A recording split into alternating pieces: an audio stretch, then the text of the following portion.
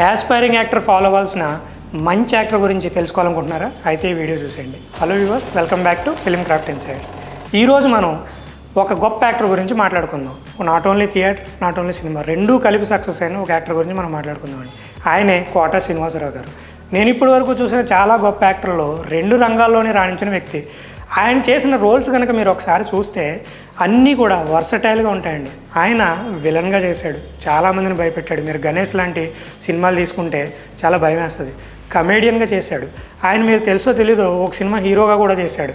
ఆయన పెద్ద ఆయనగా చేశాడు, చిన్న ఆయనగా చేశాడు. మీరు జంబలగడ పంప లాంటి సినిమాలు చూస్తే ఏజ్ని కూడా పెంచి తగ్గించుకుని ఏ విధమైన క్యారెక్టర్లో అయినా బ్రూస్లీ చెప్పినట్టు ఒక పాత్రలో అలాగా ఒక నీరు ఎలా అయితే ఒక పాత్ర షేప్ తీసేసుకుంటుందో ఎమార్ఫస్ ఫామ్లో అలా తీసుకునే గొప్ప వ్యక్తుల్లో కోట శ్రీనివాసరావు గారు ఒక ఆయనండి.